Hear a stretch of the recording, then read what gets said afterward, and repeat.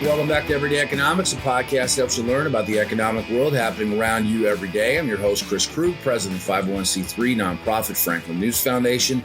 Everyday Economics is a production of America's Talking Network. You can check out all of our great podcasts at americastalking.com. We are recording this episode on Monday, March 6th. And joining me as always, my friend, my colleague, Dr. Orphe Divounguy. He's a PhD economist. Consumer confidence, consumer sentiment, how people feel about what's going on in the economy actually has an impact on what happens inside the economy, right? I mean, I like the fact that you every so often remind people that the economy is not just a product of numbers. It's not about money. It's not necessarily about the velocity money. It's not about who has money and who doesn't have money. It's really about the people inside of a system in which goods and services are exchanged. Yes. Yes, that's right. There's great research out there that shows that policy uncertainty matters, that people, if people are worried about the future, about the changes in the policy climate, they sit on their wallets. It doesn't matter if you got, millions of dollars or no money at all, and you just have a little bit, and if you start to worry about the future, you start to save. And so uncertainty matters. And when consumer confidence declines, it tells me that the consumer is not feeling good about where the economy is headed. It is not feeling good about the near future. Virtually no matter where you live in the United States, these big box stores, you have access to them. Target, Walmart, Best Buy, Lowe's, and Home Depot are stores that we all know. And in the month of February, as each one of these stores was doing its forecasting ahead, looking at what's to come in 2023, they all signaled, hey, you know what? It might not be such a hot year to come. Are they, in doing that, reacting to consumer sentiment, or are they creating consumer sentiment? I wouldn't imagine that any retailer would want to influence a consumer to not spend. But when they signal rocky roads ahead, are they not doing that? I think everything is doing that. When consumers go to the gas pump and see prices have increased, it knocks their confidence. They worry. When the consumer considers that there have been more than 250,000 layoffs in the tech industry, which kind of was the industry that everybody in America wanted to go to, I think consumers worry. When consumers consider the notices from their credit card companies that show an increase in interest rates from, say, 20% to 29.9%, I think the consumer starts to worry a little bit. When your monthly payments on credit card debt start to increase, your minimum monthly payments start to increase, you worry. When the price of eggs goes up 44% year over year, you start to worry. And I think that's exactly what's happening. You have a combination of high prices and a rapid increase in credit card debt.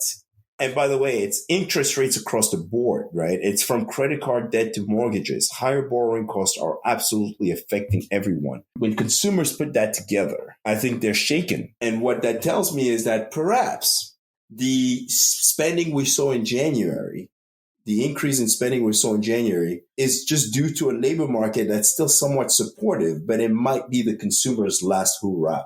Oh, let's talk about what does that mean? That has been bantied about, quite a bit. It feels like the last few weeks that this is the consumer's last stand, and that things are going to be getting real here, in March. But if we go back and we talk about the Christmas buying season, the holiday buying season, so Thanksgiving into Christmas, there was feeling that would be not such a great period for retailers.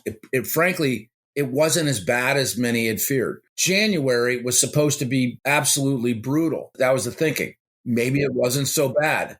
February was going to be where it really started to hit the skids. I mean, by all indications, unless we get some really crazy numbers here, we haven't seen anything specific in February that would lead us to believe that we're falling off the cliff here in March. Now, underneath all of that, we have seen a lot of job cuts happen. We have job reports that have not been adjusted, but you and I have talked and we both feel like those numbers will be adjusted. We have some economic data out there that is suggesting that the Fed wants to go deeper. Here it is, and we're into March and we're still feeling like things are kind of okay. However, might there just be a report? Might there just be some data that comes out in the next couple of weeks that suggests that things weren't as rosy as reported and that maybe we're in more trouble? Because consumer debt is going crazy. Car repossessions are going off the chain right now. Mortgage applications have slowed way, way down. I'm trying to justify, or I guess harmonize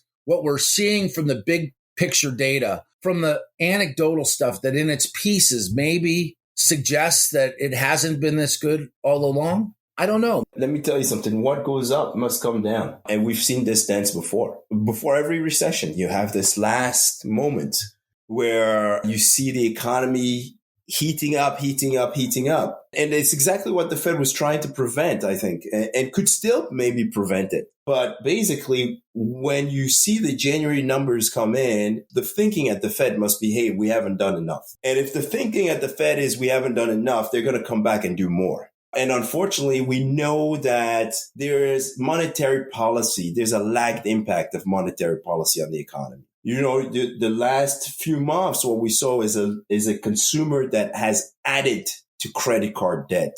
Some people even went to as far as taking out of their home equity, right, in order to continue to finance their spending. So, you know, that wealth effect, it's nearly gone, right? The stock market has fallen considerably relative to where it was at the start of the tightening cycle.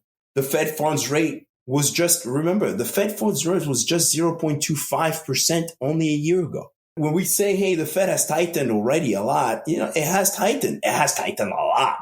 This is the most rapid pace of tightening since the 1972 cycle. We went from 0.25% to 5 percentage points, up 5 percentage points in 1 year. And we're not done yet. It took 2 years during the 1972 to 1973 cycle. Took 2 years, almost 2 years to get up 5 percentage points. The yield on the 10-year treasury, a longer term interest rate, increased by a little more than one percentage point in the 1972 cycle. And this time around, it's increased by more than double that, right? So financial conditions have tightened considerably in 1 year. And I think that, you know, consumers are going to feel it, and they're feeling it already. You know, it's only been a year. Consumers are having to change their habits very rapidly, because those interest rates increases are going through everything. Now, going from credit cards to mortgages to everything. You cannot be a borrower today. You have to be a saver in order to kind of weather